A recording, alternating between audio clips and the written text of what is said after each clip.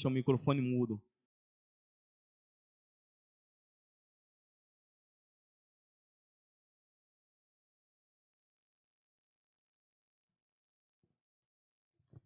Bom dia, boa tarde, boa noite. Aqui nós estamos começando mais uma live aqui do New Communication.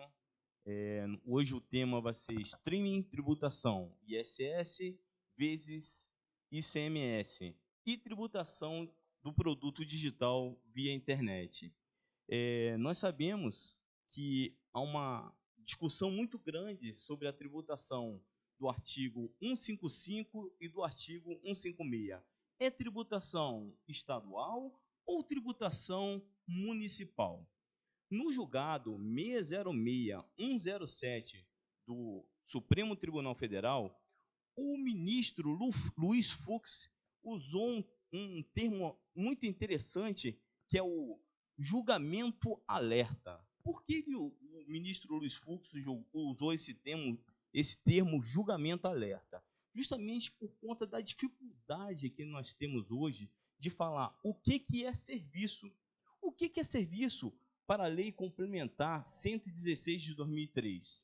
É uma questão extremamente a ser pensada, a ser analisada. E agora nós temos alguns julgamentos lá no Supremo Tribunal Federal falando sobre o assunto. Nós queremos dizer que esse tipo de live vai acontecer outras vezes. Então, todas as segundas-feiras, teremos outras lives para trazer temas empolgantes da atualidade que façam com que a informação chegue mais próximo e com mais facilidade para você. No momento, nós teremos aqui, hoje, nós temos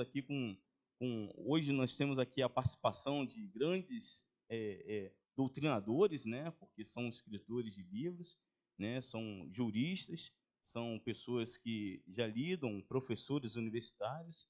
Inclusive, nós estamos aqui nesse momento, com o auditor do Fisco Municipal de São Paulo, um professor universitário da Uniceub, e também estamos aqui nesse momento com o coordenador geral de micro e pequena empresa do Ministério da Economia. Já já eles vão se apresentar, já já, né?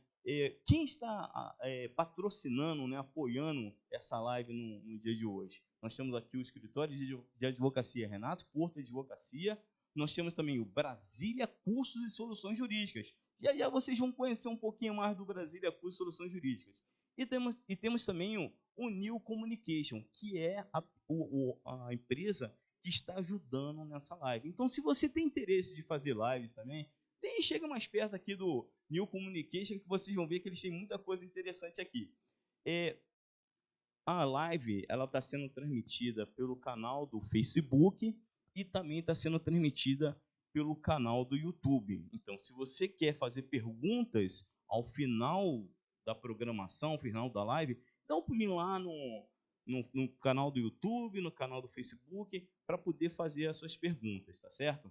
Então, nós vamos começar aqui pelas apresentações aí dos nossos palestrantes, né? Vamos começar pelo doutor Alberto Macedo, né? Auditor lá do Fisco Municipal de São Paulo. Com a palavra, doutor Alberto Macedo. Obrigado, Renato. É um prazer estar aqui nesse evento com você, com o Ricardo Bastos, com o Edivan. É uma honra. E bater um papo, né? Acho que um evento como esse é um grande bate-papo, né? Bate-papo à distância, mas, enfim, é o que temos para hoje. Então, mas é importante para a gente também, nesse bate-papo, difundir um pouco conhecimento, né? Minha formação, eu sou bacharel, mestre e doutor em Direito Tributário pela USP São Paulo. Já também fiz pós-graduação em MBA em Gestão Pública Tributária pela Fundação Dom Cabral. Sou professor de diversas institutos de pós-graduação, INSPE, FGV, FIPECAF e outros mais. E na carreira pública, eu sou auditor fiscal do município de São Paulo já faz 21 anos. E já fui presidente do Conselho Municipal do Tributo de São Paulo, que é o Tribunal de Última Instância, subsecretário da Receita Municipal de São Paulo, e agora sou assessor especial do Secretário de Finanças de São Paulo. E estamos aí trabalhando para pensar tributação e administração tributária em prol dos municípios. Muito obrigado, doutor Alberto Macedo. Com a palavra, o doutor Ricardo Bastos. Bom, gente, bom demais estar com vocês aqui, bom demais estar com você, Alberto, um prazer. Divan, já tive outras oportunidades com ele. Alberto é conhecido aqui, tem estudo de direito tributário, não tem como não conhecê-lo. O Edivan, nós já tivemos em vários eventos aqui em Brasília, sempre um prazer, sempre bom demais debater esses temas, né? Eu sou advogado, professor, mestre em direito tributário, doutorando em direito constitucional, né? E realmente esse direito e direito e tecnologia é um tema que ocupa minha atividade de pesquisa, né? Sou advogado público, advogado do Banco de Brasília aqui, sou professor do UniceuB, professor de algumas pós-graduações, e dou aula de direito tributário, direito do consumidor, de processo civil, de processo tributário, mas esse tema tecnologia e tributação, tecnologia e o conceito de serviços, tecnologia e o conceito de produto, de bens, de mercadoria, ele ocupa e transita aí por todos esses ramos do direito, né? E é muito bom estar aqui para bater um papo com vocês, é sempre muito legal, porque, afinal, é um tema que eu costumo brincar que nós estamos aprendendo a cada dia, né? Seja o lado do fisco, né, tentando equilibrar essa tributação aí de uma maneira mais tranquila, sem também perder a sua arrecadação, que afinal faz parte, né? E seja do lado do contribuinte, que também precisa entender como é que isso funciona. Então, é sempre muito bom, tá? É uma satisfação enorme estar com vocês aqui. Espero que a gente consiga trocar uma ideia e sair daqui com boas sementes plantadas. Obrigado, Renato, pelo convite. Obrigado à Brasília Curso de Soluções Jurídicas. É sempre bom estar com vocês. Muito obrigado aí, doutor Ricardo Bastos, né? Grande estudioso do direito tributário. Com a palavra, o nosso amigo, né? O coordenador geral de micro e pequena empresa do Ministério da Economia, o doutor Edivan Miranda. Boa noite a todos aí. Gostaria de agradecer ao convite do Renato Curto. Uma honra estar aqui com o Ricardo, né, com o Alberto. O Ricardo eu já conheço pessoalmente, o Alberto só pelos nossos grupos aí de WhatsApp, pelos nossos debates aí tributários. Minha formação é um pouco eclética, né? Eu sou formado inicialmente em administração, com mestrado na área de administração e depois também um pouco para a área jurídica. Eu me formei em Direito e fiz algumas pós-graduações na área de Direito Administrativo e Constitucional. Atualmente estou como coordenador geral de apoio à micro e pequena empresa no Ministério da Economia. E aí o debate aqui é trazer também, né, porque 99% das micro e pequenas empresas, né, também atuam, né, não todas, 99%, mas 99% das empresas do Brasil são micro e pequenas empresas e grande parte delas atuam no comércio varejista, né, no comércio atacadista, e hoje, no momento que a gente vive, mais ainda elas estão no e-commerce, estão no digital. E eu acho que, com certeza, esse movimento pós-pandemia, elas vão ter que se adequar, os fiscos vão ter que se adequar para as micro e pequenas empresas, já tem algumas adequações no Simples Nacional, mas aqui o debate nós vamos falar um pouco mais sobre, né, como a micro e pequena empresa pode se adequar a esse comércio digital e como é que é a tributação dela, em especial que faz parte do Simples Nacional. Então, Deus quiser, vamos ter um bom debate e, se Deus quiser, os micro e pequenos empresários vão sair mais uma vez, né, com bastante conteúdo para que eles possam se debruçar sobre isso e aprender um pouco mais para eles. Muito obrigado, doutor Edivan. Vamos começar aí pelo estudioso do direito tributário e do direito digital, né? O doutor Alberto Macedo. Ele falou que ia separar alguns livros aí dele que andou fazendo já, né? Então, assim, a pergunta é para ele, né? O que ele entende por produto digital vinculado, vendido pela internet, né? Aproveita para mostrar um pouquinho dos livros que já foram feitos, né, pelo doutor Alberto Macedo. Qual a palavra, doutor?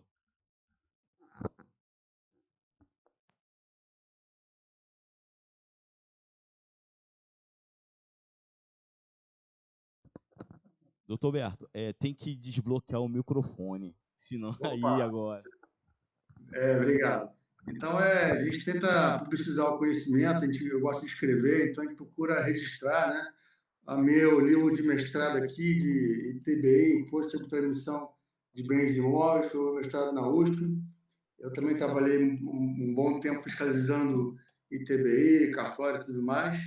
Aqui um dos livros que eu coordenei de ISS, né? ISS para os conselheiros jogadores, também editora Cartier Latam. Tem outro livro também pela Cartier Latam que eu coordenei com o amigo Leonardo Castro, Tributação Indireta Empresarial, ISS, ICMS, IPI, PIS/COFINS, né? Vários artigos bacanas. E mais um outro que eu peguei de exemplo aqui, que é o Gestão Fiscal Municipal, Tributação, Orçamento e Gasto Público. Esse já está no 7º volume, é do Senan, Seminário Nacional de Gestão Fiscal Municipal. É um seminário que eu coordeno, eu sou o coordenador científico do seminário.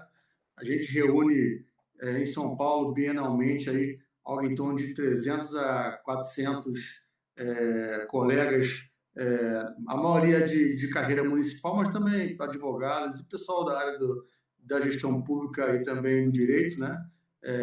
Falando sobre direito tributário e também gestão fiscal, que é algo muito importante. Em relação ao produto digital, Renato, é bem interessante a sua pergunta, porque é um conceito amplo, né? A gente pode entender produto digital como várias coisas, né? Então, por exemplo, você cai na economia digital. O que é a economia digital? Na verdade, ela é propiciada pela internet, né? Pela telecomunicação e pela internet, né? A internet banda larga, e você vê a possibilidade de diversos bens e serviços serem vendidos pela internet. Então, o conceito de produto digital pode ser um conceito que pode abarcar várias coisas. Por exemplo, o streaming, que é até o título desse evento aqui, fala de streaming. Quem não conhece o Netflix, né? Quem não conhece um streaming de vídeo, um streaming de áudio, por exemplo, Deezer, por exemplo, né? O Spotify. Então, esses streamings de vídeo e de áudio são um produto propiciado pela internet. Se não houvesse internet, não haveria esse produto, né? Outro exemplo por exemplo, o Software as a Service.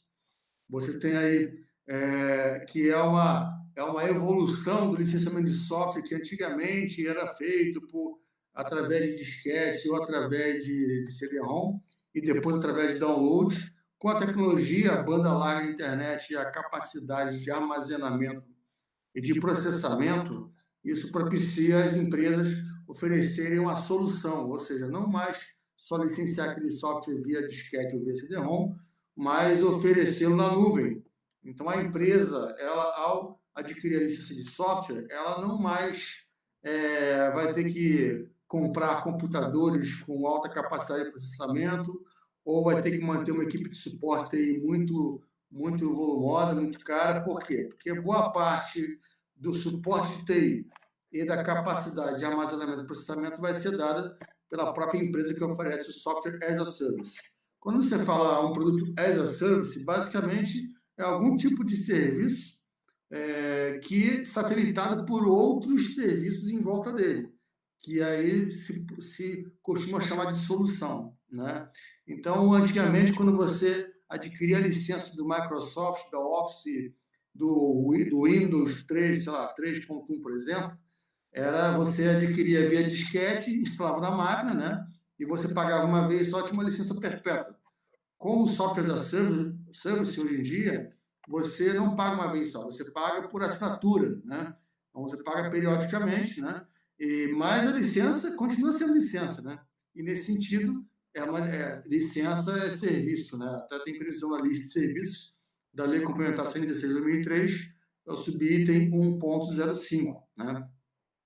Então, esse é o software as a service. Você tem o plataforma as a service, ou infrastructure as a service. Por exemplo, uma empresa oferece capacidade de storage, de armazenamento e processamento para você guardar os dados lá, né? E você não tem que ter máquinas pesadas para guardar os dados na sua empresa. Você guarda na nuvem e paga uma assinatura periodicamente para poder ter os dados armazenados lá. E até usá-los lá, processando-os lá também, né? Você tem outro tipo de produto digital, você tem, por exemplo, o marketplace, a plataforma de marketplace, que, de novo, demanda a internet. Sem internet, Big Data, com grande capacidade de armazenamento, processamento e georreferenciamento para quê? Para você ter, por exemplo, Uber. Se você não tivesse esses elementos que eu falei, não haveria possibilidade de prestar o serviço via plataforma de marketplace, né? Então, isso aí propicia, mas, na verdade, é um serviço que, em que pese usar tecnologia, não é um serviço novo em termos conceituais. É um serviço de intermediação, né, que já existe há séculos. Só que hoje, essa intermediação, quando se fala em marketplace, é uma intermediação por intermédio de plataforma de marketplace que demanda a internet, né? Então, tem várias outras possibilidades, só algumas aqui, né? Você tem impressão 3D, você tem aí a criptomoeda através de blockchain. Então, tem outras possibilidades que são aí oferecidos produtos digitais, e aí a expertise humana, a criatividade humana é o limite, né? Acho que, como palavras iniciais, acho que é isso. Excelente, doutor Alberto Macedo. São termos que nós começamos a nos acostumar, né? Blockchain, né? Big Data, são termos da atualidade.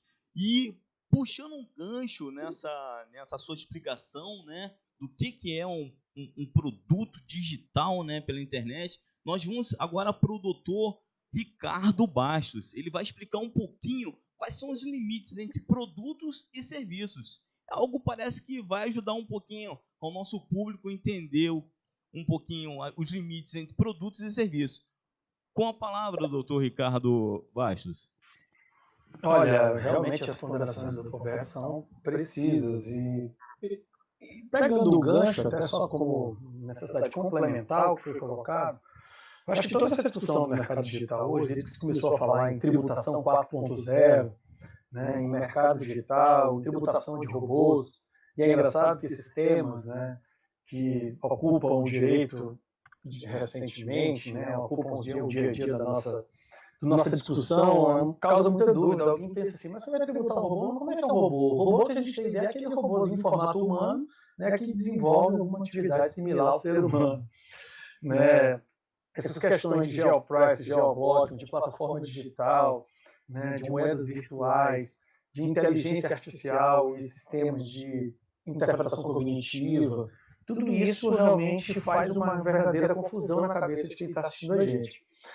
O grande ponto dessa discussão da tributação digital, da tributação do streaming, dessa história de tributação 4.0, que é um livro que eu indico muito, tá? Um livro coordenado pelo professor Celso, do IDP aqui de Brasília. O Celso é um estudioso do assunto, né? Ele com alguns professores do IDP criaram uma obra coletiva que fala muito desses temas, é muito interessante. O título do livro é esse, Tributação 4.0. E o que a gente tem visto na prática é que eu tenho muita dificuldade de separar o conceito de serviço, de bem, de produto, de serviço, de mercadoria, de serviço. Porque qual é a base desses conceitos quando você está trabalhando com aquilo que é tangível? Quando eu pego alguma coisa, eu tenho um produto, eu tenho um bem, eu tenho uma mercadoria, né? Cada tributação aí vai usar a sua nomenclatura e ajuste contábil. Quando eu não tenho algo, eu tenho fazer ou não fazer, eu tenho um serviço. Essa é a ideia. Né? Só que essa ideia ela não está se encaixando muito bem nesse mercado digital. Quando começou essa discussão de plataformas online, e nós estamos aqui diante de uma das mais famosas e mais utilizadas, né? Nós começamos há pouco que elas estão só sofisticando as suas ferramentas, nós não tínhamos a noção da confusão que isso ia gerar. Eu falando em Netflix, eu falando em Spotify, eu falando em YouTube, eu falando em software de inteligência artificial, eu não consigo, de modo muito claro, identificar o que é produto e o que é serviço. Então, a primeira ideia que a gente tem que ter, que é a dificuldade desse momento, e aqui eu concordo muito com o que o Alberto colocou, e nós não temos conceitos definidos e conceitos rígidos estantes formados, nós estamos em construção do pensamento. O direito está se debruçando sobre isso, sobre institutos da inteligência artificial, de tecnologia, mercadoria digital, bem digital, produto digital, né, em que eu não consigo separar até onde vai o produto, vai o serviço. A discussão do Netflix, por exemplo. Eu tenho um serviço.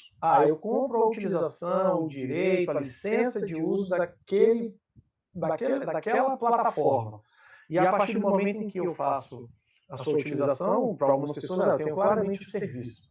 Eu não tenho produto, eu não tenho entrega de nada, entrega de um bem. Mas aí você começa a trabalhar com download, com transferência de dados. Você começa a trabalhar com aquisição de pacotes, né? o direito tributário está começando a entender esses conceitos para que a gente consiga definir essas bases tributáveis, né, à luz do que a gente entendeu e do que a gente considerou, que a gente aprendeu enquanto fato gerador. Tá? E a dica que eu deixo aqui, que eu falo muito com os meus alunos, eu converso muito no dia a dia das discussões desses assuntos, é que um software, por exemplo, em que você adquire a licença de uso para que ele preste um serviço para você. Quando eu falo no smart contract, por exemplo, que é um contrato inteligente, que ele é auto-executável, ele gira em torno de uma plataforma de modo automático, né? Eu não consigo identificar elementos do fato gerador na forma como nós pensamos tradicionalmente. Eu posso até entender que alguns produtos, algumas mercadorias, alguns bens, eles vão ser entregues de modo digital. Mas quando eu começo a entrar, por exemplo, os smart contracts, que são serviços complexos, são produtos complexos, eu tenho um mix, né, desses dois conceitos, porque eu posso ter, ao mesmo tempo, uma plataforma gerenciando a execução do contrato, eu posso ter produto entregue na ponta da execução do contrato, né? Só a gente pensar num contrato de seguro, por exemplo, em que eu disparo tudo por um aplicativo, a seguradora recebe o meu comunicado de sinistro, avalia aquilo, me dá o feedback, comunica a loja por meio de outra plataforma, e a plataforma presta o serviço, entregando até um bem ou um produto, né, na ponta dessa operação. Então, eu preciso segmentar as operações de modo que eu compreenda como é que essa base tributária vai ser desenhada. Quando a gente entende a doutrina clássica do fato gerador, né, aquilo que acontece no mundo concreto, que vai dar concretização e vida à hipótese de incidência, né, os elementos do fato gerador, os elementos da tributação de um modo geral, a gente precisa entender que no mercado digital, no meio digital, esses elementos eles não são desenhados da mesma forma. Tá? Então, nós temos produtos e serviços que realmente se confundem. Eu adquiro um software de inteligência artificial, ele pode me entregar um produto, como ele pode prestar um serviço para mim, gerenciando alto, inclusive auto-executável, em que eu não preciso interferir nessa relação. Tá? Então, só para apimentar o que o doutor Macedo colocou, dar um toque aí de questionamento, a discussão é como separar produto e serviço se eu não tenho um elemento palpável, um elemento tangível, e eu não consigo dissociar o fazer do entregar, do dar nesse meio digital. Né? Devolve para mim? Ou eu digo agora? Vamos passar um pouquinho a palavra aí para o doutor Edvan, né? Eu acho que tem muitas micro e pequenas empresas aqui querendo saber como que está essa questão do ageamento dos impostos, né? Do ISS e do ICMS, né? Então, vamos saber aqui do coordenador de micro e pequena empresa do Ministério da Economia um pouquinho sobre esse assunto. Com a palavra, doutor Edvan. Obrigado, Renato. Ouvindo aqui o Alberto, ouvindo aqui o Ricardo, assim, engraçado, eu vou falar sobre a postergação aqui, o diferimento dos tributos do Simples, mas estou lembrando algumas coisas que surgiram hoje. O governo hoje federal estava com uma dificuldade de chegar o crédito, né, várias situações para a pequena empresa. Hoje o Facebook, especificamente o WhatsApp, falou, olha, a partir de agora os pagamentos vão ser pelo WhatsApp, pessoa física, né, e pequena empresa. Ou seja, como o Ricardo falou, cada vez mais as coisas vão se aperfeiçoando quando a gente pensa que o direito vai chegar à realidade, de fato, à sociedade, à sociologia, né, o estudo da sociedade e tal, aí a sociedade vai e muda, e aí você tem que arranjar outros, vamos dizer assim, teses jurídicas para tentar adequar a sociedade ao direito, o direito à sociedade, muito engraçado. E nessa parte, inclusive, aí do streaming, a maior dificuldade, né, não do streaming, como o Alberto falou, mas, por exemplo, a dificuldade que a gente tem aqui na área de pequena empresa são as questões do serviço, Ricardo, serviço internacional. Hoje, um micro e pequeno empresário, até um profissional liberal, dependendo do que ele está, ele presta serviço para o exterior, pelo Zoom, né? Ele faz, e aí? Em tese, você está exportando serviço, mas tem toda uma... Se você for pegar as resoluções do Comitê de Gestão do Tributo Nacional, você fica... Cara, e agora? Tributa ou não tributa? Exportação de serviço? O resultado é aqui no Brasil. O Alberto, que é especialista em imposto sobre serviço, o resultado está se verificando aqui ou está se verificando fora, né? Porque na verdade pode ser uma consulta, pode ser um coach. E aí, o resultado é onde? É lá fora. Mas o dinheiro vem para cá, não tributa. Ou seja, a economia tem até um ditado nesse mundo que ou você faz negócio na internet, no futuro, não agora, quase agora, né? Ou você faz negócio na internet ou você está fora do negócio. Não existe mais fazer negócio na internet e fazer negócio fora da internet. As muito pequenas empresas, pequenos restaurantes, pequenas quitandas hoje já estão fazendo negócio na internet. Com essa inovação do WhatsApp, mais ainda agora. Por exemplo, a quentinha que eu tenho cozinhado aqui em casa, a quentinha que eu tenho pedido, eu peço pelo WhatsApp aqui em casa. Aí faço o depósito e mando o comprovante. Eu acho que eu nem vou precisar fazer depósito. Vou botar no WhatsApp ali, fazer minha conta no WhatsApp ali e vou pagar a quentinha pelo WhatsApp. Ou seja, cada vez mais a tributação não vai ser mais do mundo digital, vai ser simplesmente a tributação. Que nem quando o pessoal fala no digital que é marketing digital. Não existe mais marketing digital, existe marketing. Ele é agora o canal que é feito, não é mais um banner na rua, é no Instagram, é no Facebook. Mas vou me focar aqui para dar informação para os pequenos empresários. Quando surgiu a pandemia, a principal dificuldade do pessoal foi justamente a questão tributária. Como é que eu vou pagar se eu estou fechado? Então, ouvindo isso, o Ministério da Economia fez a primeira resolução que diferiu os tributos federais. Então, as guias, né, da parte federal, dos tributos do Simples, de março, né, que vencia 20 de abril, ficou para outubro, abril, que era maio, ficou para novembro, e a de maio, que era junho, ficou para dezembro. Mas só que todo mundo sabe que o Simples Nacional abrange o ISS, aqui do Alberto, né, o ICMS ali do Ricardo. Então, você teria que fazer, e o Comitê Gestor do Simples Nacional ele é plural. Tem o pessoal da Receita Federal, que são os tributos federais, mas tem o pessoal do Fisco Estadual, tem o pessoal do Fisco Municipal, né, que é indicado ali do Comitê Gestor. E aí depois teve o ateamento, infelizmente o ateamento dos fiscos não foi na mesma proporção do Fisco Federal. Então, hoje a situação, lógico, dependendo de como se desenrolar essa onda econômica, a onda de saúde, talvez tenha uma nova resolução de hoje, ISS e ICMS. As guias de março, que venceriam em abril, elas foram postergadas, diferidas para 20 de julho. A de abril, que vencia em maio, que já venceu em 20 de julho, ficou para agosto. E a de maio ficou para setembro. Ou seja, tem um delay aí, porque o imposto federal está outubro, novembro, dezembro, e o imposto do ISS e ICMS está julho, agosto e setembro. Isso é uma discussão que estamos tendo aqui no Ministério da Economia, é um pleito que estamos levando para a Secretaria Executiva do CGSM, que hoje é o Fernando Lozada, que está lá, antes da Lucila, o Alberto Macedo aí conhece, o grande auditor da Receita Federal. Então, informação importante. Os micro e pequenos empresários, né, fazerem a guia, né, que vamos ter agora em julho, se eventualmente não postergar, tem que pagar a parte do ISS e do ICMS. Principalmente aqueles, né, que a gente está falando do mundo digital aqui, aqueles que são do e-commerce, do FX, Mercado Livre, aquelas coisas todas, infelizmente, a situação é essa. Ou seja, apesar do Simples ter uma guia única nesse período de pandemia, enquanto não ter essa concatenação, a gente vai ter duas guias, uma para o imposto federal e uma para o imposto, né, estadual e municipal. Então, essa situação, devolvo a palavra aí, Renato. Muito obrigado, doutor Edvan, como sempre, né, trazendo informações maravilhosas aí para os nossos micro e pequenos empreendedores. Eu vi sentir aí uma necessidade aí do doutor Alberto Macedo falar alguma coisa, né? Aproveitando aí, doutor Alberto Macedo, volto a palavra para o senhor e já responde para a gente o que é SaaS. Parece que é um Software as a Service. É isso mesmo? Fala um pouquinho sobre isso. É isso mesmo, conforme eu comentei, né, é um desses possíveis produtos digital, né? O Software as a Service, como eu falei, é aquilo que há um licenciamento atrelado com o suporte técnico e com armazenamento e processamento de dados, né? Então, é uma solução. O Software as a Service é uma solução. O Office 365, por exemplo, é um software Software as a Service, né? Que você o licencia pela nuvem, em que você sequer precisa fazer o download na máquina, você já usa na nuvem. Então, eu vou lá, contrato uma assinatura de SaaS do Office 365 e começo a usar o Excel, por exemplo, desse Office na nuvem.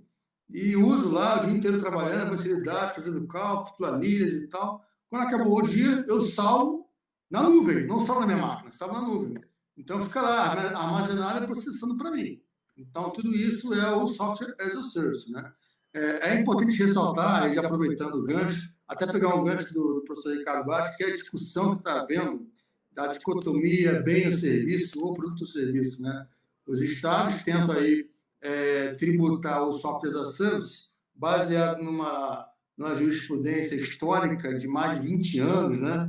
É o RE 176626, se não estou lembrado, se não me falha a memória, número, Sepúlveda Pertence foi o relator, numa linha de software de prateleira versus software de encomenda. Na verdade, com todo respeito, data máxima vênia, como a gente diz, né? Esse julgado teve uma divisão, a meu ver, equivocada, né? Por quê? Porque ele confundiu, vamos dizer assim, a época era disquete e depois CD-ROM, né? Confundiu o disquete como se fosse mercadoria, né? Na verdade, você não compra um software, porque comprar pressupõe você adquirir a propriedade.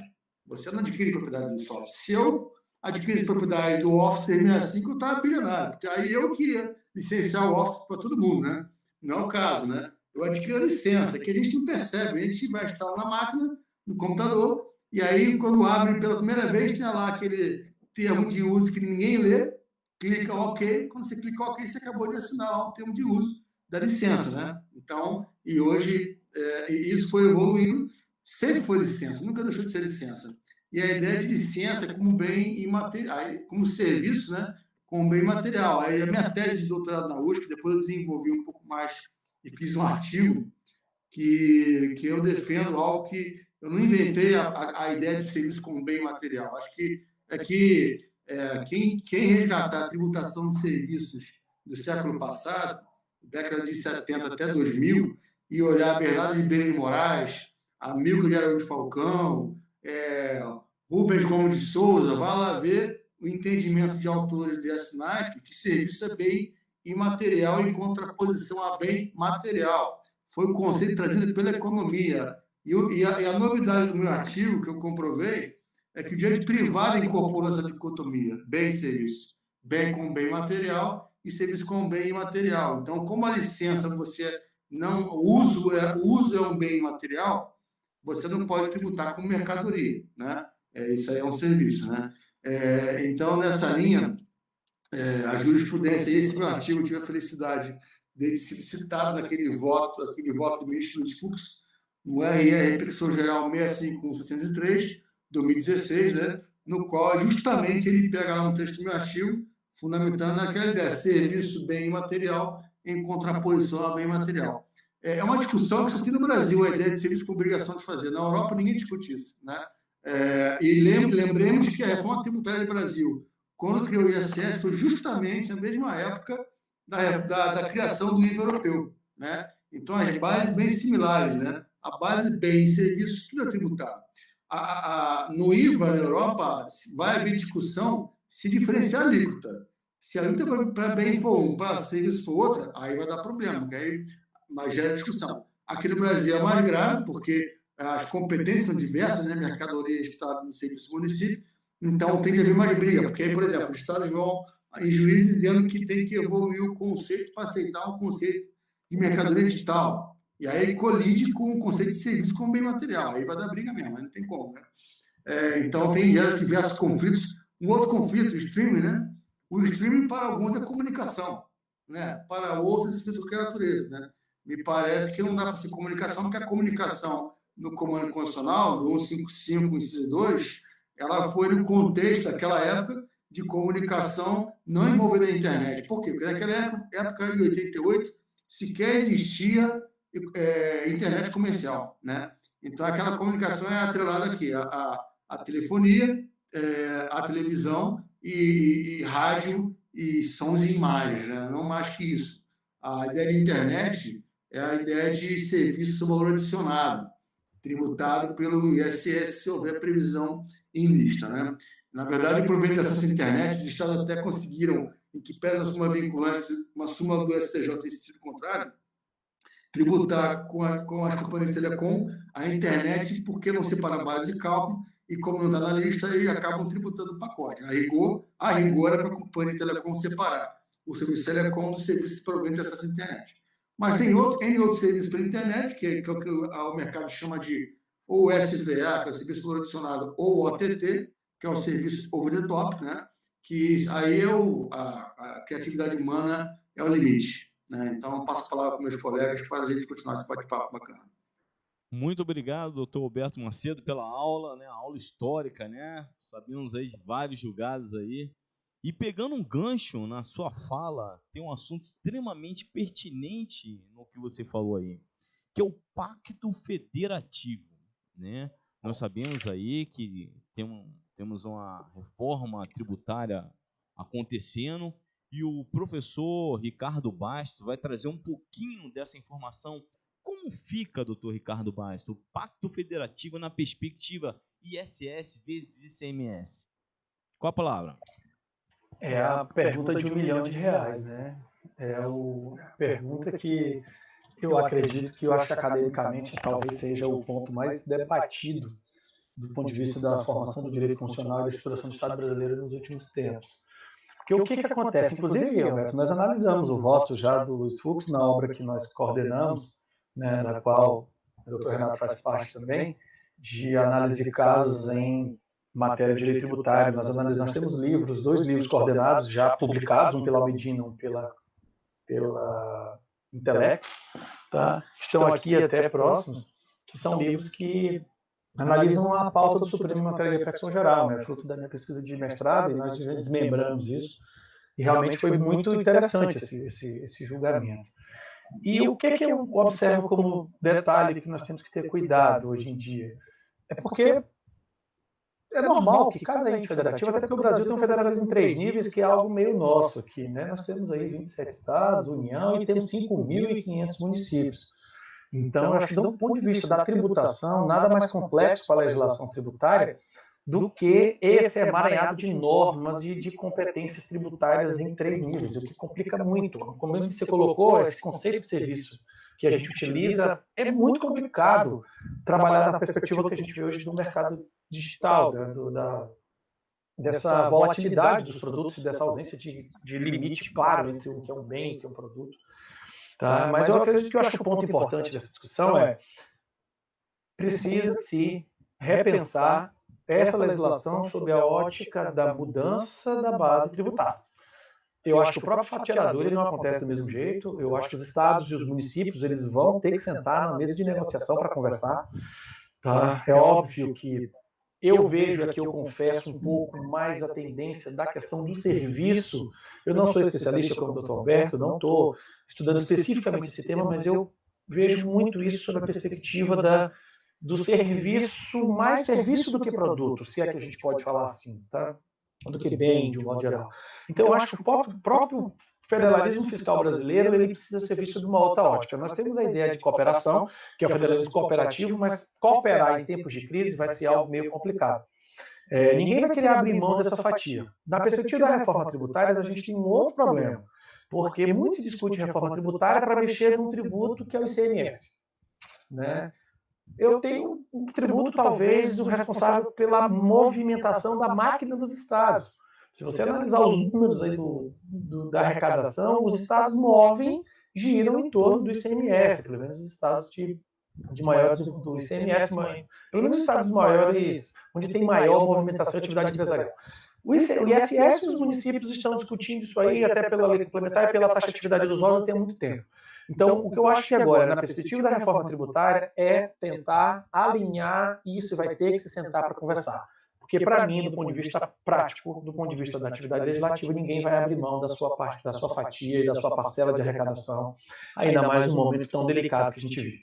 Nós temos o ICMS tratado na Constituição, que talvez o maior artigo da Constituição, acho que depois do artigo 5º, é o 155, parágrafo 2º. Então, nós temos lá um tributo que é regulado na Constituição o tempo todo. Né? Diversas normas são tratadas lá e a própria Constituição ela dá margem. Nós temos uma Constituição tributária que talvez seja uma das maiores do mundo. Se você analisar as outras constituições, nós temos princípios gerais, nós temos diversas normas pontuais, mas não temos tantas normas tributárias. Imunidades, nós temos diversas peculiaridades que o próprio Pacto Federativo se vê difícil de alinhar. Quando eu não consigo separar produto e serviço, eu dou margem realmente para essa discussão. Agora, é preciso que a gente evolua nesse conceito. Eu acredito que, tratando do ponto de vista do conceito de serviço, tá, o nosso conceito que nós pensamos na base do tributário, daquilo que a gente tinha há alguns anos, talvez precisa ser revisto. Essa questão do software de prateleira, né, não tem a mínima condição de você pensar esses institutos da mesma forma. A gente precisa abrir a nossa cabeça e enxergar isso de uma outra ótica. Eu não estou indo comprar um produto e botar debaixo, eu não tenho o código-fonte dos produtos, né? Como você falou, me dê o código-fonte do Office, do Microsoft Office, que nós vamos resolver o nosso problema. Tá? Então ninguém tem direito a isso, né? A questão das nuvens. A nuvem, você armazena produto, você tem toda essa questão de gerenciamento, e hoje eu não falo mais em simples guarda de documentos. Tá? Hoje eu falo em nuvens que fazem gestão de documentos, né, que fazem análise de documentos. Hoje eu tenho instrumentos, eu tenho softwares que fazem leitura qualitativa de documento. Eu não posso raciocinar, né, pelo menos do ponto de vista das competências federativas, do modo como a gente tem. Agora eu confesso para vocês, eu não tenho resposta para isso, né? Eu acho que o direito não tem resposta para isso, e isso vai realmente virar uma verdadeira guerra.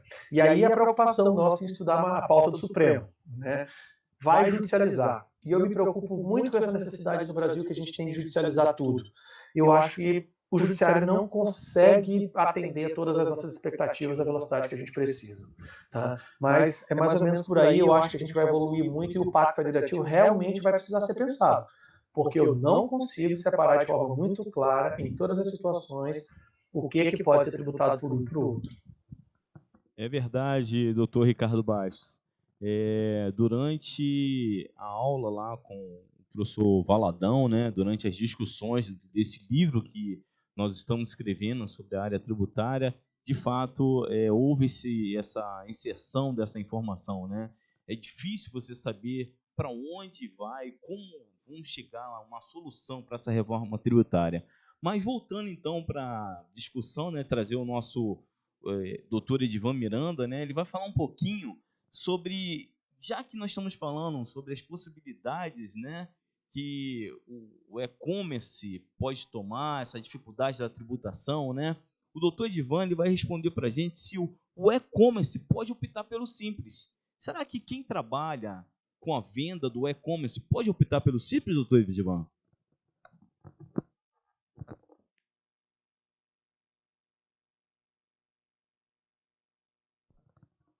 Doutor Edivan, acho que o senhor vai ter que abrir o seu microfone, senão a gente não ouve.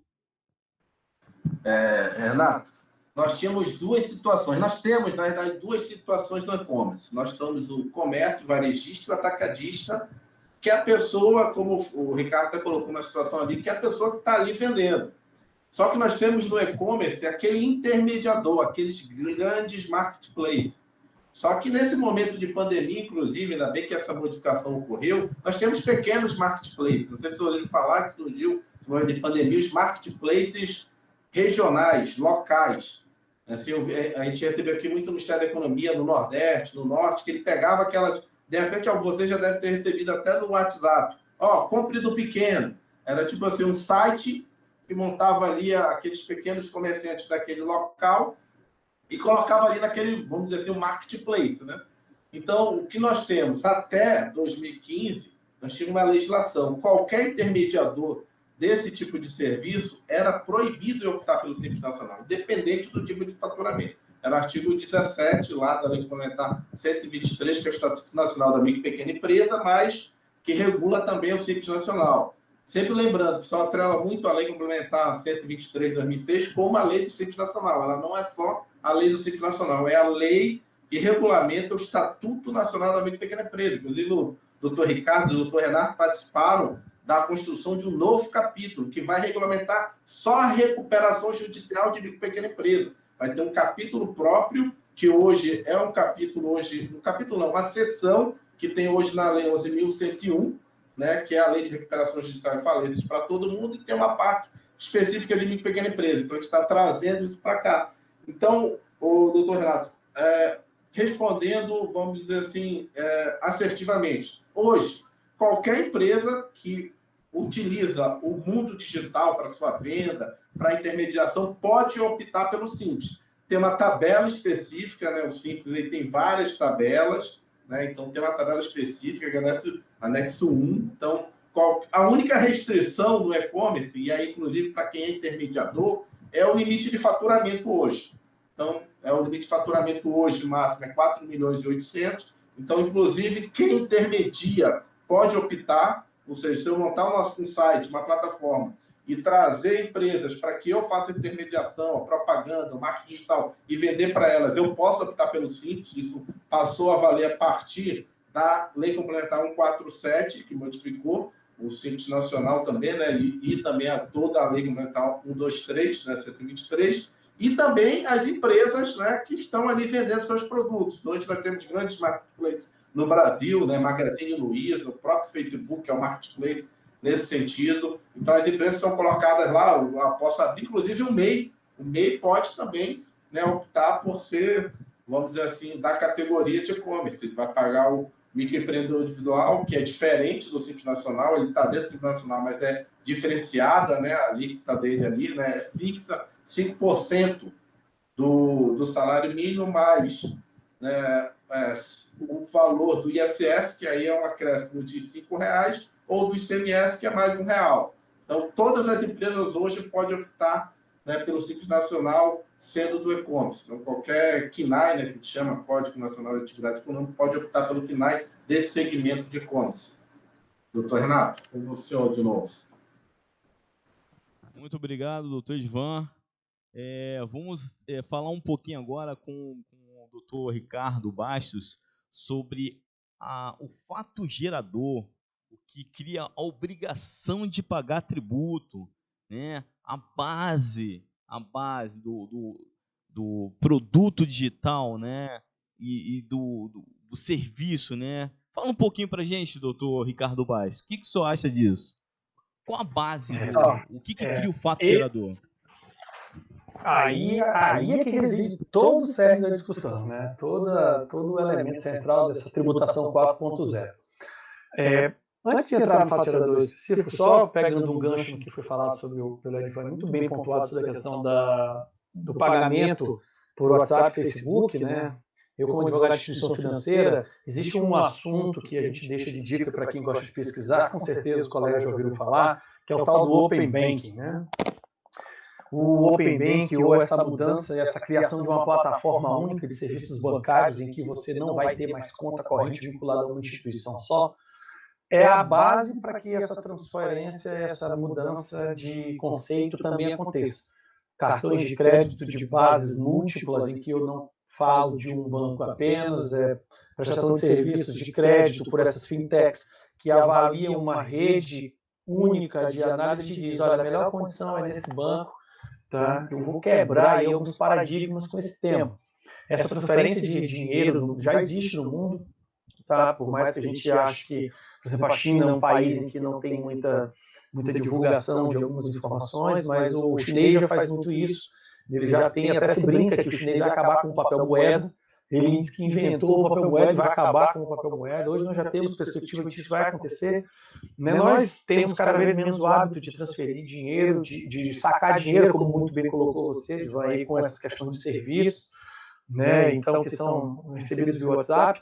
E o desafio grande do fato gerador é porque, e aí eu tentando, não, sem querer entrar no assunto, que até porque é a especialidade do professor Alberto, mas a questão do fisco o fisco vai ter que se aparelhar também, porque senão ele não vai conseguir enxergar o fato gerador acontecendo.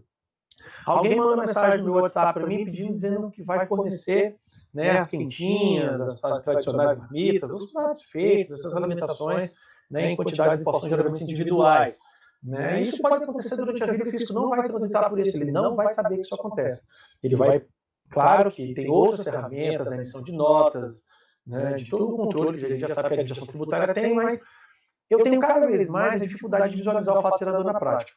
Então, a questão que eu vejo aqui, daqueles elementos que a gente tem, o elemento espacial, temporal, o elemento pessoal, subjetivo, no caso, o elemento material, né, como bem colocou a questão do ISS aí na tributação internacional, em 2009 eu lembro muito bem, quando eu estava terminando um MBA em tributário pela Fundação Getúlio Vargas do Rio, o meu TCC foi um pouquinho sobre um joguinho chamado Second Life. E eu, na época, esse joguinho estava enricando as pessoas, porque as pessoas estavam fazendo consultoria ao redor do mundo por meio do jogo. Era um ambiente virtual de segunda realidade em que eu tinha prestação de serviços reais. Eu tinha escritórios prestando serviços no mundo inteiro. Né? E uma dificuldade enorme de controlar isso. Né? Até porque o fato gerador mudou. Os elementos de constituição do fato gerador, eles não são mais palpáveis, eles não são visíveis. Agora, também não se discute, também ninguém está reinventando a roda, não precisa criar. Eu não vejo como necessidade dessa questão da disrupção, da tecnologia disruptiva de conceitos, de você criar conceitos novos. Tá? Eu acredito que o que nós temos, na verdade, é enxergar as coisas novas com um olhar novo. Porque enxergar o novo com o olhar antigo vai te dar alguma dificuldade, aí vai te dar alguma dor de cabeça no enquadramento dos elementos materiais. Tá? E é como nós sabemos, hoje a administração tributária no Brasil é muito aparelhada. Né? Não só do ponto de vista da intelectualidade, que nós temos as grandes cabeças tributárias do país aí discutindo com a gente o tempo todo nos eventos e né, nos livros, é muito legal esse nível, mas o que eu vejo é o novo, ele precisa ser visto com os elementos do fato gerador sob uma nova visão. Do jeito que a coisa está, eu estou vendo que tem muitos colegas e muitos julgados tentando encaixar o novo no formato antigo. Nem sempre isso vai dar certo. Então, em relação ao fato gerador, a composição dos elementos, que são esses 5 elementos que a gente conhece aí na visão clássica, né, do direito tributário, que a doutrina veio construindo, eu acho que a gente precisa realmente ter cuidado com o elemento espacial, porque eu perdi a noção de espaço, de limite na prestação de serviço digital. O elemento material, eu não tenho a circulação de mercadoria, que aquele julgado clássico do Supremo que trabalha do estabelecimento de um para o outro, de uma filial para sua matriz, eu não tenho essa circulação. A prestação de serviços, ela passou a não ser algo verificável no mundo concreto. Tá? Eu tenho que verificar isso em outro ambiente. Então, são algumas questões que a gente pontua aí que realmente eu acho que vai apimentar muito essa discussão nos próximos anos. Agora, o que eu peço, o que eu torço é que isso fique no âmbito da discussão da administração tributária. Não deixar para o judiciário resolver isso. Eu acho que o nosso fisco tem que sentar. Agora chegou a hora, né, de sentar e começar a desenvolver as políticas públicas fiscais do país aí da melhor maneira possível. A fala do doutor Ricardo Baixo me faz lembrar um pouquinho da doutrina de direito administrativo francês, né, onde as coisas são resolvidas administrativamente. Inclusive, já se falou, vários doutrinadores no Brasil já chamaram a possibilidade, já chegaram a ventilar a possibilidade de criar uma coisa julgada administrativa na área fiscal.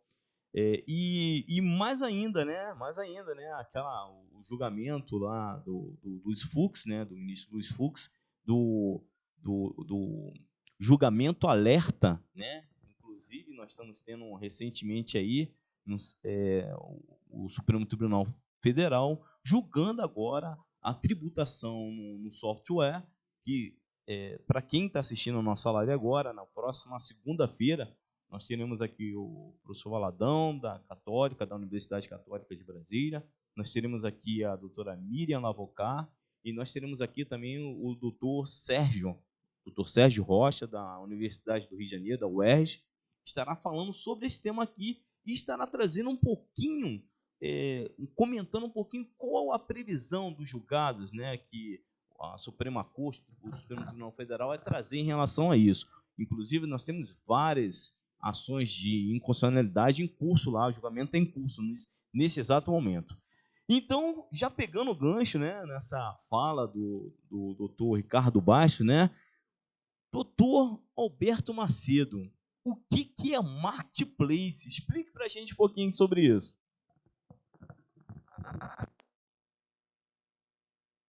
Sempre esquece, a gente faz tanta live e às vezes esquece o microfone. A gente, antes de entrar no marketplace, até achei bem legal as colocações do professor Ricardo, e do Edivan também, professor Edivan. Primeira questão da complexidade, né? Falando de reforma tributária. Eu estou atuando, aliás, eu coordeno o grupo de trabalho de reforma tributária já faz 2 anos na Secretaria de Fazenda do município de São Paulo, que é o grupo composto por 2 economistas, 2 juristas e 2 operacionais, e eu coordeno, e tivemos reuniões com o pessoal do CECIF, reunião com o deputado Raul, enfim, a gente conhece aquele aspecto de cabo a rabo, os problemas, os pontos positivos e os negativos, né? E é por conta disso que a gente percebeu a necessidade de uma terceira via, que é o Simplificar, cujo site é o simplificarja.org.br. Um pouco na linha do que o professor Ricardo fala. É óbvio que é um tema muito complexo, né? A gente tem que entender que a questão da digitalização da economia, ela traz novos desafios, particularmente de critério espacial, né? Onde está a empresa, né? Hoje eu consigo cada vez mais importar o serviço que a gente chama B2C, Business to Consumer, né? A empresa está lá fora, o consumidor está aqui dentro, está em casa, então não tem como o alcançar, então tem que buscar soluções nacionais. Me parece aí que uma saída possível envolver empresas operadoras de cartão, né? Ou meios de pagamento em geral, né? Agora, falando em relação à reforma tributária, o problema das pessoas que estão aí é que elas querem, ao querer juntar os tributos, porque há um inconsciente coletivo de que reduzir o número de tributos é simplificar. Isso pode ser uma grande mentira, né? Menos tributo não quer dizer mais compliance, né? E aí, quando você tem que analisar o diagnóstico da tributação do consumo no país, tem que olhar quais são os problemas. E de cara, olhando, por exemplo, o relatório do INBIS 2020 do Banco Mundial, em que o Brasil gasta 1.501 horas para se calcular o tributo do Brasil, dessas 1.501 horas, 889 horas é sozinho o ICMS. Ou seja, outra pesquisa CNI, 2019, em que os industriais são perguntados qual o tributo que causa o maior impacto negativo no ambiente de negócios. Resposta, ICMS, 42%, 42%, PIS/COFINS, 16%, contribuição previdenciária, 16%, ISS, 1%. Então, assim, juntar tributo não é o maior, a separação dos tributos não é o maior problema da tributação do consumo. É o quê? Pega ICMS rapidamente, tributação excessivamente na origem, está muito na origem de tributação. Aí o governador quer atrair o empresário para o seu território, dando benefício fiscal, aí começa a bagunçar, muita exceção, o regulamento do ICMS é mais exceção do que regra, é um calha-massa sim, porque é mais exceção do que regra. Por que tem exceção? Porque quanto mais benefício fiscal tem, mais obrigação acessória vai ter para evitar as fraudes. Então, a lei fiscal tem N declarações, N modelos, e isso em cada um dos estados, 27 estados, isso aí traz uma complexidade muito grande para o contribuinte na hora de calcular e pagar o tributo. Se você joga o ICMS mais para o destino, você começa a acabar com esses problemas, né? Tem que criar um comitê gestor nacional do ICMS, outro comitê gestor nacional do ISS, porque a ideia é jogar o ISS para o destino, o ISS tributação preponderantemente do destino, por quê? Porque, como são milhares de municípios, uma prestação de serviço intermunicipal pode acontecer de uma empresa prestadora do município médio ou grande, o consumidor está no município que não tem nem 1.000 habitantes, então não tem nem fisco lá. Então é importante ter o ISS 2% na origem e 3% no destino com o Comitê de Gestão Nacional e com uma nota fiscal eletrônica única que o prestador emite essa nota e acabou o problema para ele. Ele já fez a parte dele. O dinheiro vai eletronicamente para o município de origem e destino. Então, há diversas questões aí. Em relação à evolução do conceito, me parece que a gente tem que atentar a uma diferença entre o caso abstrato, que é a lei, e o caso concreto, que é o fato. O abstrato eu posso chamar de conotação e o concreto, denotação. Na economia digital, há muitas novas denotações, muitos novos casos concretos, inimagináveis antes. Agora, se entende o conceito de serviço como bem material, tudo que for serviço se enquadra ali. Na Europa é assim. Na ISS só não é assim porque tem uma lista e tem coisa, por exemplo, seção de direito autoral, tributo na Europa, no Brasil não tributa ISS porque está fora da lista. Né? Então, há que atentar, não me parece que tenha havido uma evolução do conceito, que houve evolução das denotações, dos casos concretos que são eles, né? E aí, até o primeiro exemplo que o professor Ricardo deu da consultoria via joguinho. Qual o serviço? Consultoria. Está na lista há um século, consultoria. Então, às vezes, a tecnologia traz novos serviços, às vezes só traz novos meios de se prestar antigos serviços. Tem que atentar para esse tipo de coisa. Então, não houve uma evolução do conceito. Houve uma evolução de casos concretos, né? E muitas vezes se encaixa em conceitos que já estão na lista. O Uber, por exemplo, que presta serviço de intermediação, está na lista. Mas não prestaria se não fosse a plataforma Marketplace. Aí, voltando para o Marketplace que o Renato pediu para falar, é isso, Renato. Marketplace é uma plataforma de tecnologia que aproxima quem quer vender bem e serviço de quem quer comprar bem e serviço. Por exemplo, o Magazine Luiza, ela aproxima o seller, que é o vendedor de pequenas lojas. O seller coloca mercadoria na vitrine virtual da Magazine Luiza na internet. Né? Aí, se a Magazine Luiza vender, ela vende e cobra do seller uma comissãozinha, por ter dado espaço para ele colocar mercadoria na vitrine dela lá. Por exemplo, Trivago. Trivago te intermedia para você, não te intermedia para uma reserva de hotel, te intermedia para um outro site, Booking, por exemplo, para esse sim fazer uma outra intermediação entre você e o hotel. Então, o Trivago é uma intermediação de uma intermediação e o Booking uma intermediação de um serviço de hotelaria. Então, essas questões, aí é importante se debruçar sobre serviços, que assim, eu acho um barato serviço, porque é um universo de aprendizado maravilhoso. A gente aprende muito estudando serviço e é muita complexidade, mas assim, é legal porque a gente vai clareando aos poucos diversas questões que cada vez mais o mundo é um mundo de serviços, né? Eu acho que já falei demais, vou passar a palavra. Muito obrigado, doutor Ricardo, doutor Alberto Macedo. Agora nós já estamos sabendo o que é marketplace, né? Eu acho que agora ficou bem claro o que é marketplace. Muito obrigado, doutor Alberto Macedo. E passando a palavra aqui para o doutor Edvan Miranda, né? Ele vai falar um pouquinho do e-commerce, um pouquinho sobre uma coisa chamada DIFAL e o Simples Nacional. Explica um pouquinho, doutor Edvan, para a gente. Quais são as notícias lá do Ministério da Economia para a gente? Obrigado. Antes de entrar, é bom que assim, o debate surge outras coisas. Você tem que falar uma coisa, mas surge outra coisa que, cara, preciso falar isso. Até um livro meu, o livro aqui que eu li, esse aqui, Gestão da Manhã, que indica o professor Alberto aí, falou, cara, tu tá caminhando para serviço. Gestão da Manhã é um livro que ele até brinca, ele fala, cara, a economia vai plataformizar. Tudo vai ser plataforma, plataformização da economia. Alguns chamam de uberização da economia. Mas esse livro aqui, ele faz toda a razoada e diz o seguinte, sabe quando começou isso? Em 1990, especificamente em 1992, na época 92. Por quê? Porque lá começou a pensar em sustentabilidade. Não faz sentido eu ter uma tonelada de ferro, de plástico, de um bocado de coisa, um carro, e daqui a 2 anos ter que... O que eu faço com isso? O que eu faço com isso, com toda essa tecnologia, com todas essas coisas todas? Lógico, os países desenvolvidos vão lá, amassa tudo aquilo e manda para outro país.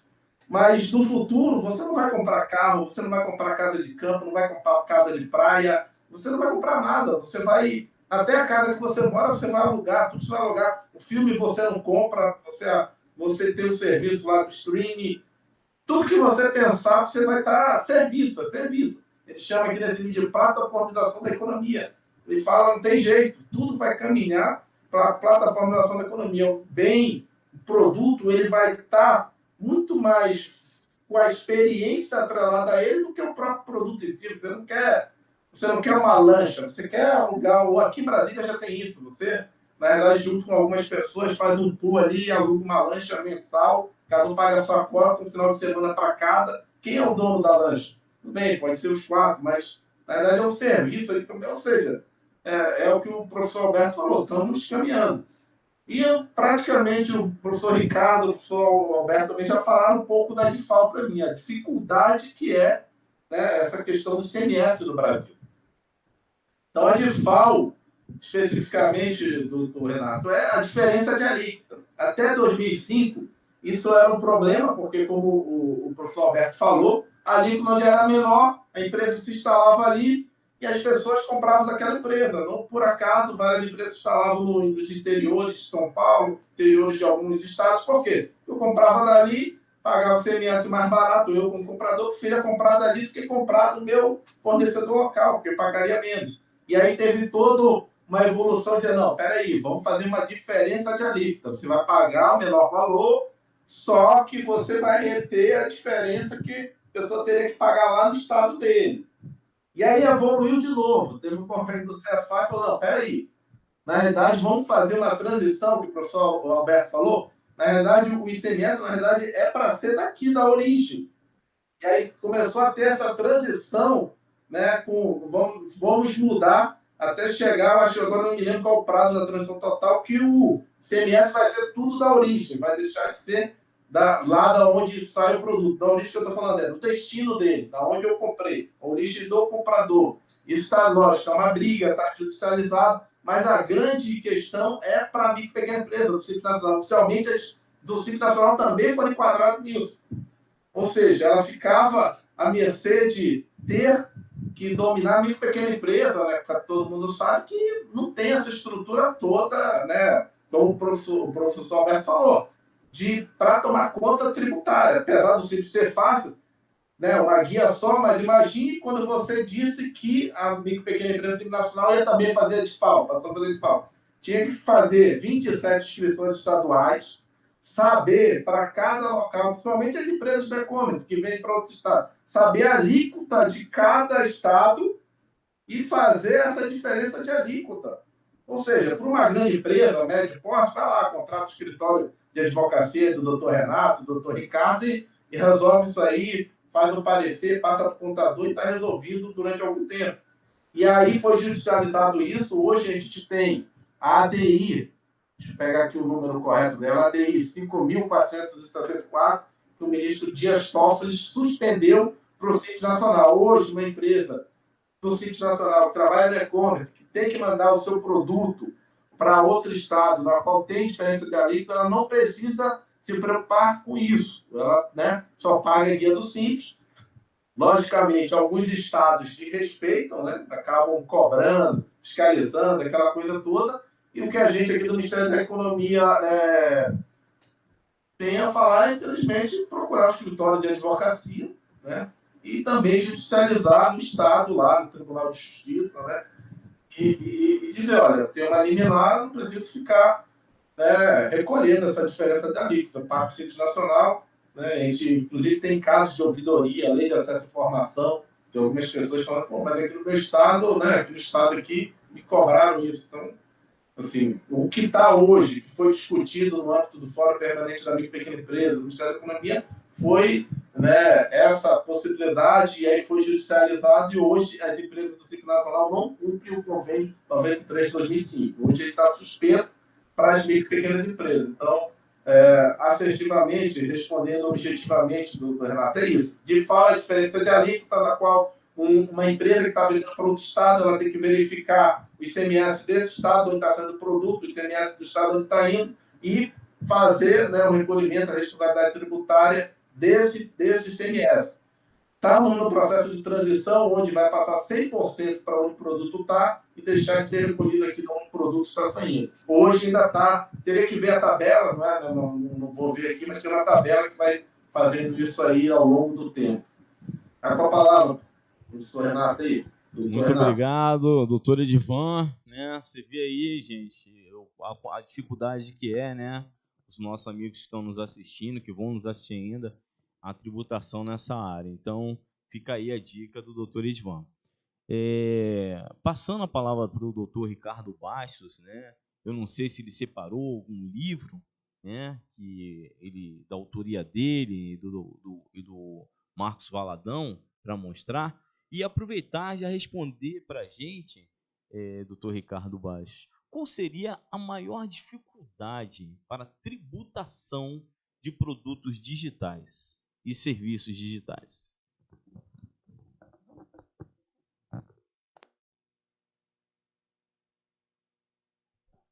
Doutor Ricardo, tem que ligar o microfone, doutor Ricardo, não tem jeito. Não tem jeito, não tem como participar dessas coisas e não pagar esse mico de ficar falando sozinho, né? Faz parte, acontece nas melhores lives, né? Sertanejas também. Repercussão geral, análise de casos, é só a pauta do Supremo em matéria de repercussão geral, né? Na verdade, o livro é coordenado por mim, tá? Com diversos autores, tá? E esse aqui é o mais recente, chegou pra gente agora, era para termos feito o lançamento esse ano, mas vai ser um lançamento online, por questões óbvias. E nesse aqui, doutor Renato, você tem um capítulo, inclusive, né? Você tem uma participação aqui nele como autor, né, de um dos capítulos. Aqui a gente estuda a pauta do Supremo em matéria de direito tributário, que a nossa preocupação dessa judicialização de tudo que a gente está colocando é exatamente essa. Eu acho que o Supremo julga demais. Uma Suprema Corte que julga 90 mil processos ao ano, né, não existe isso. A Suprema Corte americana julga 90, 100 processos. Aqui a gente está falando de 100 mil processos, né, julgados ao ano. É claro que não é julgado, né? É claro que são esquema de recurso. Hoje o Supremo conta com assessor virtual, já tem o Vitor, né, que é um softwarezinho que está ajudando os ministros lá a fazer voto, fazer acórdão. Né? Mas é isso, eu não vou me alongar muito em relação a essa questão, porque eu acho que já foi muito bem debatido esse tema. A dificuldade realmente já está posta aí, nós já colocamos alguns pontos que nos chamam a atenção, muito bem preciso pelo professor Alberto, realmente não tem mudança em tudo que está vendo, são meios de divulgação e meios de realização de serviços que já existem. Né? Na verdade, nós já temos esse conceito, essas características, e o meio às vezes propaga. Né? O que é complicado às vezes é operacionalizar essa tributação quando o fisco não tem acesso àquele fato gerador. Tá? Mas eu acredito que nem tudo vai ser descobrir a pólvora. Nós temos também que ter cuidado com essa onda de inovação. Outro dia eu recebi um currículo de alguém que dizia ser especialista em inovação. Fiquei preocupado, né? O que é isso, ser especialista em inovação? Ou é especialista em tudo, ou é especialista em nada, porque inovação é o que a gente está vivendo na prática. Tá? Então, até porque o nosso tempo já está se exaurindo, eu acho que a nossa principal dificuldade hoje, a nossa questão exatamente é separar a competência federativa de cada ente, né? Essa questão de essa competência tributária para criar tributos e para tributar de um modo claro para o contribuinte, para que o cidadão saiba realmente para quem ele deve, para que ele saiba exatamente o que ele deve. E, pegando o gancho do que o professor Edvan colocou, eu não posso sobrecarregar essa tributação e desestimular o empreendedorismo. Eu acho que a questão da justiça fiscal no Brasil é muito pouco debatida. A gente tem uma visão ruim de tributo, né, por tudo que a gente acompanha, mas a tributação é necessária para o próprio funcionamento do Estado. A gente está vendo agora o que o peso do Estado está tendo nessa situação econômica. A economia digitalizou, sim, seja ela pela uberização, seja ela pela plataformização, como bem colocou o Edvan. Então, assim, o mundo está mudando, mas eu acredito que algumas coisas elas vão ser apenas ajustadas. Eu não vou ter realmente uma reviravolta ao ponto de mudar as bases tributárias dos estados e dos entes federativos no meio digital. Na verdade, o marketplace, por exemplo, é algo que eu costumo brincar que é um grande shopping center virtual. Né? Eu digo para os colegas e para os alunos assim, ó, você está vendo lá Americanas, Magazine Luiza, vendida e entregue por. Aí você tem aquela loja que é exatamente aquela parceira que se aderiu à plataforma em que vai prestar esse tipo de serviço. Isso tudo já é tributado, já existe essa questão da tributação. Tá? E eu acredito que é isso. A principal dificuldade é exatamente os entes sentarem e passarem essa questão da clareza da nossa legislação, que realmente ela não é tão simples, ela é um tanto quanto esparsa, ela é um tanto quanto complexa para que o contribuinte saiba exatamente para quem ele deve e a que ele está devendo. Né? Muito obrigado, doutor Ricardo Bastos, né? Passando a palavra aí para o doutor Alberto Macedo, ele vai falar um pouquinho para a gente sobre o que é a incidência sobre streaming, ISS ou ISS. Fala um pouquinho para a gente aí, doutor Alberto Macedo. O streaming já até coloquei na parte inicial um pouquinho, né? Mas basicamente só reforçando, enquanto você tem no licenciamento de software o conflito entre o que é mercadoria e o que é serviço, porque os estados tentam avançar e criar o conceito de mercadoria digital, que me parece equivocado, porque a separação entre o conceito constitucional de mercadoria e serviço, o critério de separação é justamente a tangibilidade e a transferencialidade. Então, só um exemplo, como o software, a licença de software, você não compra o software e sequer é tangível, o uso, que na verdade eu não pago. Quando eu falo que o licenciamento de software é um serviço, eu não estou dizendo que o serviço é o software. Eu estou dizendo que o serviço é o uso do software. Eu pago pelo uso do software. Eu pago pelo uso de um hotel, de um quarto hotel. Eu pago pelo uso de um andaime, quando é a sessão de andaime.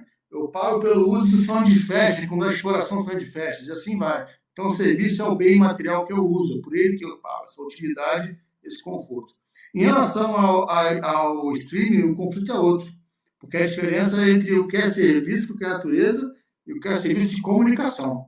Já é mais difícil até, né? Aí tem que ver qual vai ser a evolução conceitual de serviço de comunicação no artigo 155, inciso 2 da Constituição, né? Se você pegar a Lei Geral de Telecomunicações e a lei que regula a TV aberta e tudo mais, então, para mim ficar claro que, e eu escrevi um artigo sobre isso, aliás, até um artigo, não nesse livro, tá meus artigos sobre tecnologia que eu mostrei, né? Tem um artigo sobre marketplace, um outro sobre software as a service, que na verdade são 3 artigos sobre isso, um sobre impressão 3D, um sobre streaming, e no artigo sobre streaming eu falo que, na verdade, a evolução conceitual do serviço de comunicação para na ideia justamente de TV, rádio, sons e imagens e é a telefonia, né? É uma barca aí, nem a segunda plano, porque você tem que entender serviços de economia digital como 3 planos necessários para que eles ocorram. O plano basilar é o plano da telefonia. Sem telefonia não existia internet em regra, né? De forma geral. O segundo plano é o plano provavelmente de acesso à internet, é um outro serviço, né? E o terceiro plano, o plano do SVA, que é o ServiçoVolucionado. É nesse aqui que a criatividade rola solto, né? Aquilo que eu falei que é serviço over the top, ou serviço adicionado, né? E o streaming está justamente nesse terceiro plano. Não se confunde com comunicação, porque não há a ideia de telefonia, nem a ideia de TV e rádio. Ah, Alberto, mas a TV é muito similar. A Globo, você tem lá o Globoplay e você tem a Globo TV aberta normal. Na verdade, o que acontece? É um problema de separação. Separou, tem que criar a realidade jurídica. A realidade jurídica é aquilo que é streaming isoladamente considerado é o ISS. Aquilo que é o serviço de acesso condicionado, por exemplo, a TV paga, né, por mais similar que seja, é ICMS. Então, se for streaming isolado, ISS. Se você precisa de acesso condicionado, é ICMS. Aliás, isso aí é o decorre da convergência digital. Ora, lá atrás, o cinema, a pergunta que pode ser feita, o streaming vem de onde? Vem da TV ou vem do cinema? Sei lá. Na verdade, a realidade jurídica posta a regulação que separa o streaming como SVA, que não se confunde com telecomunicação e nem com TV aberta e nem com rádio, né? Mas é isso, a convergência digital traz esses problemas, mas a gente tem que buscar, dada a realidade jurídica, quais são os critérios que separam uma coisa de outra. Muito obrigado, doutor Alberto Macedo. Nós temos aqui... Quantas perguntas, Thiago, nós temos aí? Temos uma pergunta aí, né? A pergunta, vou pedir aí a cada um, né, que faça um comentário aí de no máximo 12 minutos sobre a pergunta. A pergunta foi feita pelo YouTube, pela nossa ouvinte, Paloma Galvão. Ela diz assim: o voto do ministro Gilmar Mendes, que recentemente julgado 60-31-36, tratou da natureza mista das obrigações, no caso das franquias, e judicialização dessa questão esvazia ou elastece o conceito de serviço. Pode começar pelas considerações finais aí do doutor Alberto Macedo. A Paloma, ela tocou num assunto bem interessante, porque, coincidentemente, hoje de manhã acabei de fazer um artigo sobre isso, né? Eu mandei para o meu amigo que está coordenando, lá de Minas Gerais, o doutor José Alder Cordeiro da Mato, né? É um livro aí sobre a tributação da sociedade moderna, e eu contribuí lá humildemente com um artigo sobre a evolução do conceito de serviço. Na verdade, a evolução não, o conceito de serviço como bem imaterial incorporado pelo direito privado, eu julgado, e a jurisprudência do STF, né? Inclusive abarcando o julgado da franquia, né? Bom, a franquia, o Gilmar Mendes, o ministro Gilmar Mendes, que foi o relator, ele decidiu que incide ISS na franquia, mas basicamente numa linha meio diferente daquela que ele decidiu em 2011, quando ele disse que cessão de marca incide ISS. Cessão de marca não tem nada de obrigação de fazer. E ele disse que incide ISS, eu vou ver corretamente, que para mim serviço é bem imaterial. Para mim, não. Para mim, vários autores aí, inclusive para os países europeus inteiros, né? Só no Brasil que tem essa coisa de obrigação de fazer. E aí, em que pese o ministro Gilmar Mendes, ele ter o cuidado de dizer que não afastou a súmula vinculante de 31, ele tenta fazer uma espécie de... é o que alguns autores da teoria de precedentes são de, talvez, de override, né? Que é pegar um elemento do precedente, que é aquele de obrigação de fazer a súmula vinculante de 31, e, na verdade, tem lá um dar, mas tem um fazer misturado, então ele tenta dar um jeito de dizer que, como é atividade mista, né, tem dar e fazer, então por isso que incide. A rigor, o conceito de atividade mista não é bem utilizado para isso, é bem utilizado para quando tem aquela bola dividida com mercadoria e serviço. Por exemplo, restaurante, é ICMS ou ISS? É uma bola dividida, tem tanto o que de mercadoria quanto o que de serviço. Então, quando a bola dividida, que a gente chama de zona cinzenta, aplica o artigo 1461 combinado com o artigo 1463 da Constituição. cabe a lei complementar de possível conflito. E, no caso, o restaurante é incidente do ICMS, não se discute isso, né? Porque assim decidiu a lei complementar ao não colocá-lo na lista de serviços do ISS. Em relação agora, interessante nesse julgado da franquia, para não me alongar muito, o voto do ministro Alexandre de Moraes, que acompanha legitimamente.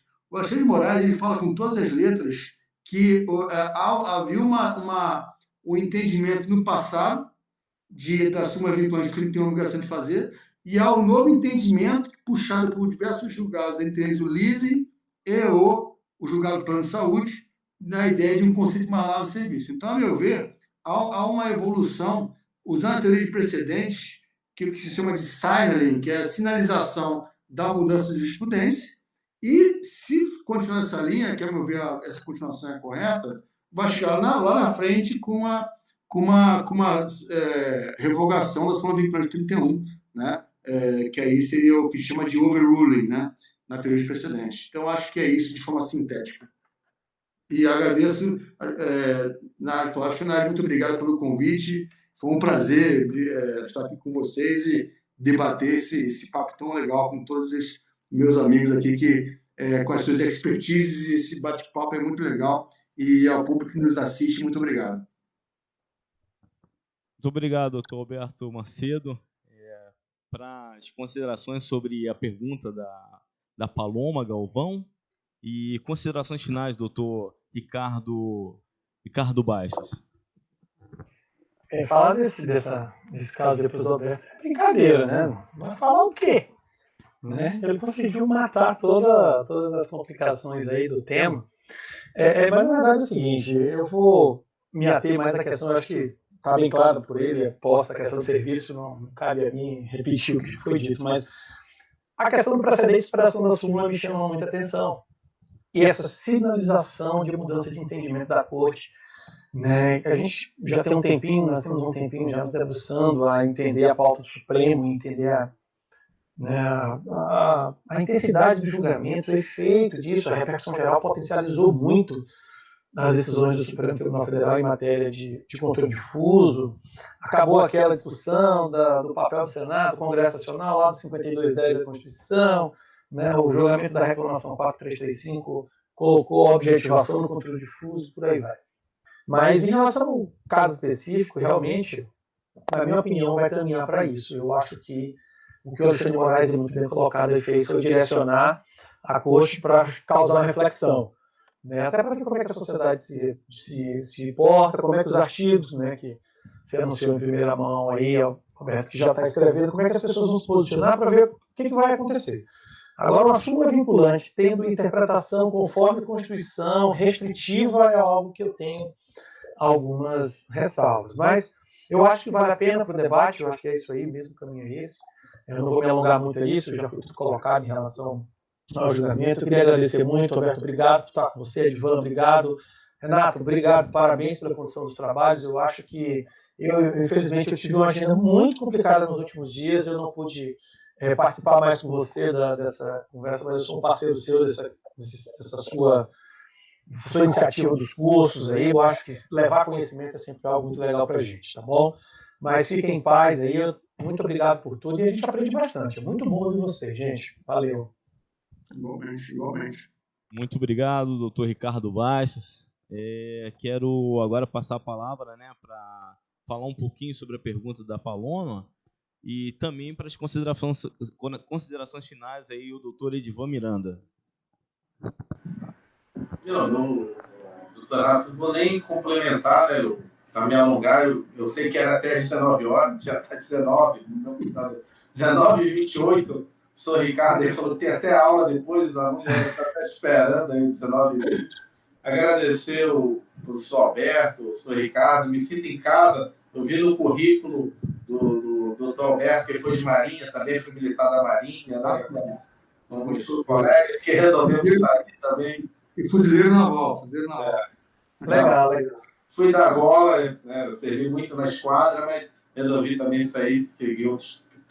O doutor Ricardo Bartos aí já nos ajuda aqui no segmento de micro e pequena empresa, nos auxiliou no debate sobre recuperação judicial de micro e pequena empresa. Não posso nem falar do doutor Renato, porque O Renato é um grande parceiro aí e está fazendo esse movimento aí de toda segunda fazer uma live, né? Me convidou aí para participar com vocês, eu fiquei muito honrado, porque são dois referências para mim no mundo jurídico e como pessoas aí, trajetória de currículo, então agradecer mesmo aí, eu acho que engrandece mais o meu currículo participar de uma live como essa, acho que vou até botar lá no currículo. Participei da live do professor Dr. Alberto e do professor Dr. Ricardo Bastos. Nada como ter amigo. Nada como ter amigo. Esses elogios ficam até bom cheio. Doutor Edivan Miranda, doutor Ricardo Bastos, doutor Alberto Macedo, a honra é minha. Né? Eu fico extremamente feliz em participar de uma live com vocês, né? Simplesmente engrandecedor. Inclusive, eu já vou pegar essa dica do doutor Edivan aqui e vou colocar no meu currículo lá que participei da live com o doutor Alberto, doutor Edivan Miranda e doutor Ricardo Bastos, tá certo? Gente, muito obrigado, viu? Eu espero que vocês... Doutor Renato, só eu me esqueci, anotei aqui, mas pro doutor Ricardo aí, pro doutor Alberto, até pro doutor Renato, fazer uma live aí que tá fora do radar de todo mundo. Agora o WhatsApp acelerou essa questão, mas está no nosso radar aqui de micro e pequena empresa sobre o Pix, que é a partir de novembro o Pix já vai valer pelo Banco Central. Então, mais uma questão que vai acelerar essa questão de tributação digital, né? Praticamente uma moeda digital. Como é que vai monitorar isso? Como é que vai ser um reboliço. Vai ser um reboliço. Então, mais um tema aí, doutor Renato, fazer uma live aí sobre o Pix. Sim, senhor. Já estou acatando aqui, já estou fazendo anotação aqui para a gente fazer essa live também, tá certo? A todos que participaram da nossa live, aqueles que vão assistir ainda, fica o nosso muito obrigado. Ao nosso Deus, principalmente, porque é soberano sobre todas as coisas, né? E a você que participou com a gente e vai participar também dessa live. Informe, compartilhe. Toda segunda-feira, através do Facebook e através do YouTube, teremos a live, tá certo? Muito obrigado a vocês todos e muito obrigado a todos os doutores que participaram aqui da palestra, do debate. Pô, foi simplesmente fantástico. Muito obrigado, viu? De coração. Deus abençoe vocês. Valeu, gente. Obrigado. Um abraço, gente. Até mais.